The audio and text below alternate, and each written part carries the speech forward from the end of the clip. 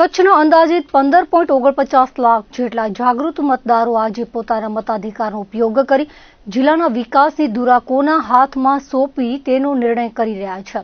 ઉલ્લેખનીય છે કે ચૂંટણીની જાહેરાત સમયે કુલ 448 બેઠકો માટે પ્રક્રિયા શરૂ થઈ હતી, પરંતુ મતદાન પૂર્વે 26 બેઠકો પર ઉમેદવારો બિનહરીફ ચૂંટાઈ આવતા હવે બાકી રહેલી 422 બેઠકો માટે ચૂંટણીનો જંગ ખેલાઈ રહ્યો છે। આજે મેદાનમાં રહેલા કુલ 1065 જેટલા ઉમેદવારોના રાજકીય ભાવિનો ફેસલો ઈવીએમમાં કેદ થશે।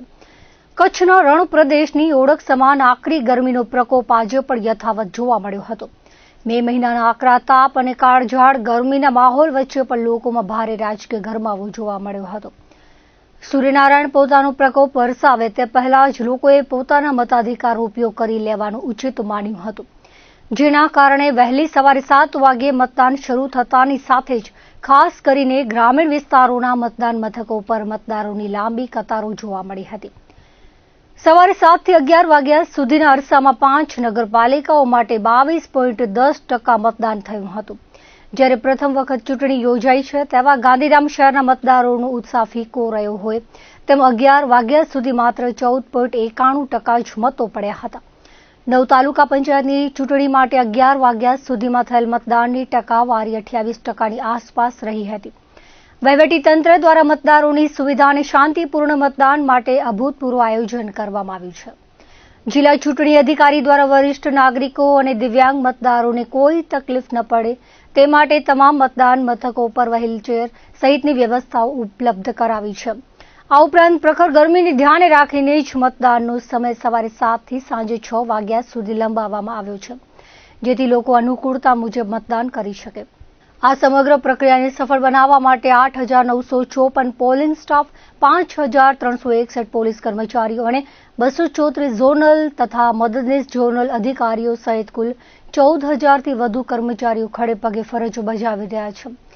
ચૂંટણીમાં ઈવીએમ અને ટેકનિકલ સ્ટાફની સજ્જતા પણ ઉડીને આંખે વળગે તેવી છે। ગુજરાતની અંદર સ્થાનિક સ્વરાજ્યની ચૂંટણીઓનું મતદાન ચાલી રહ્યું છે। હું પણ મારા માદરે વતન સુખપર મતે આજે મતદાન કરવા આવ્યો છું। અમારા ભારતીય જનતા પાર્ટીના જે ઉમેદવારો છે એમના માટે અમે છેલ્લા અનેક દિવસોથી પ્રચાર અને પ્રસાર કરી રહ્યા છીએ। ગામડાઓની અંદર જે પ્રકારે ડેવલપમેન્ટ થયું છે, દેશના યશસ્વી પ્રધાનમંત્રી શ્રી નરેન્દ્ર મોદી સાહેબ અને ગુજરાત રાજ્યના મુખ્યમંત્રી શ્રી ભૂપેન્દ્રભાઈ પટેલ સાહેબના નેતૃત્વમાં ગામડાઓની સુખ સુવિધામાં વધારો થયો છે। રોડ, લાઇટ, પાણી, આરોગ્ય, શિક્ષણ અનેક સુવિધાઓમાં વધારો થયો છે અને ઉત્સાહને લઈ કરીને અમે નિશ્ચિંત છીએ। જે પ્રકારે મારો પ્રવાસ થયો છે, અમારા ભારતીય જનતા પાર્ટીના સૌ કાર્યકર્તાઓનો પ્રવાસ થયો છે અને સાથે સાથે મતદારોનો જે ઉત્સાહ છે, લોકોનો એક અલગ જ પ્રકારનો અંદાજ જોવા મળી રહ્યો છે। ત્યારે સમગ્ર કચ્છની અંદર આપણે જોયું છે કે બધી જ સ્થાનિક સ્વરાજ્યની સંસ્થાઓ એ ભારતીય જનતા પાર્ટી પાસે હતી। 6 ધારાસભ્યો ભારતીય જનતા પાર્ટીના છે। સાંસદ તરીકે મને 3જી ટર્મ પણ કચ્છની જનતાએ મને પ્રેમ આપ્યો છે અને જે પ્રકારે ગાંધીધામ મહાનગરપાલિકા બની છે, હું મોરબીની વાત કરું તો મોરબી પણ મહાનગરપાલિકા બની છે। મારી બધી જ જે તાલુકા પંચાયત અને નગરપાલિકાઓ છે, મારી જિલ્લા પંચાયત છે, આ બધી જ કચ્છ લોકસભા ક્ષેત્રની અંદર ભારતીય જનતા પાર્ટીનો એક ઐતિહાસિક વિજય થશે। એનો યશ હું સૌ મતદારોને આપું છું, સૌ લોકોને આપું છું।